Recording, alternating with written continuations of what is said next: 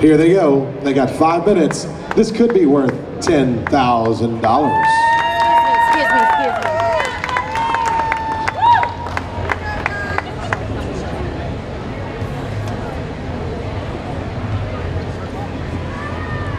All right, first I want to thank the jurors and OneSpark for putting on this great event and for selecting us for this opportunity. Really looking forward to telling you about what we're doing here. So Neuroinitiative is creating a virtual neuron so that the scientists can test their ideas in the computer before they go into the lab. So Dr. Behruz is going to tell us a little bit about why this is important and how it can help. So right now, scientists use really complicated diagrams to see what's happening that is causing the brain cells or neurons to die inside the brain of someone with Alzheimer's or Parkinson's disease.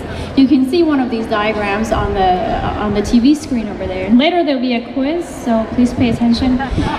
No, really though, this is actually what we have to look at to come up with hypotheses that we can test in the laboratory to see what treatments might actually work to stop or slow the degenerative process that happens inside the brain of someone with Alzheimer's or Parkinson's disease.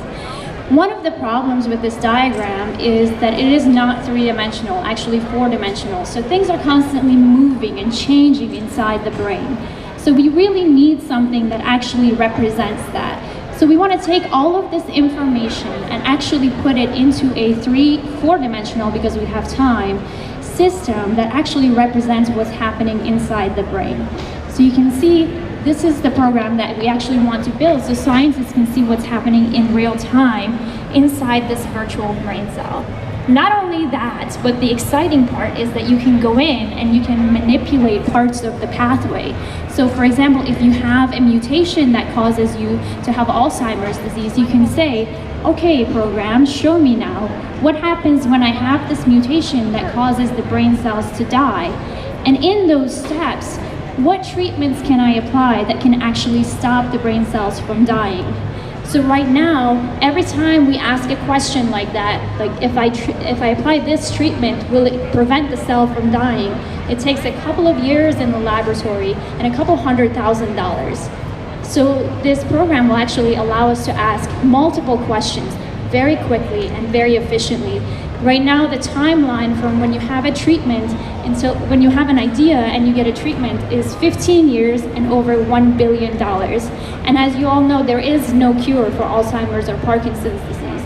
So this program is going to significantly improve the timeline for drug development. Actually, we had an aerospace engineer stop by our booth and said, "You mean you guys don't already have this?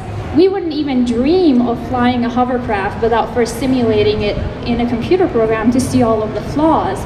And the truth is, we don't have anything like this, and the technology is now just getting to the point where we can actually model this really complicated pathway into the computer, because believe it or not, neurons are actually more complicated than hovercrafts are. So he can tell you a little bit about the technology that's involved in making this happen.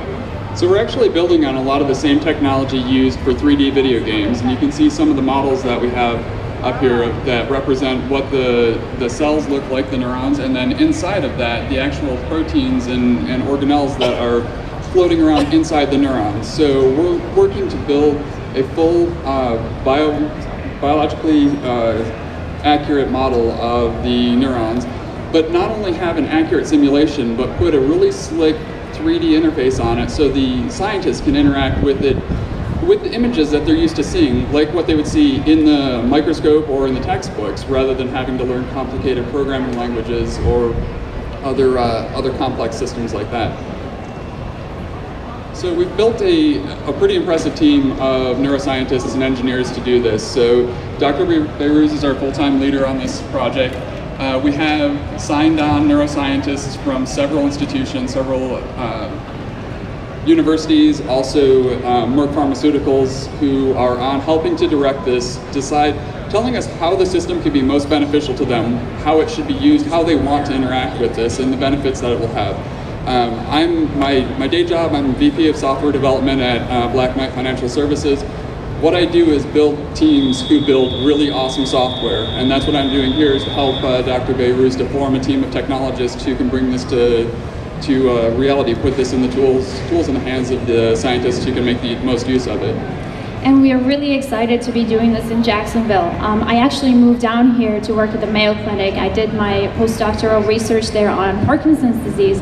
It's just fantastic, the opportunities that are available here, the powerhouses of research. I'm going to have to stop you down. I'm sorry, we're at our time. Sorry. That's it. This is the big stage, and you've done a great job. Thank you very much. We got time for our questions. We got plenty of time for questions. So, jurors, do you have any questions?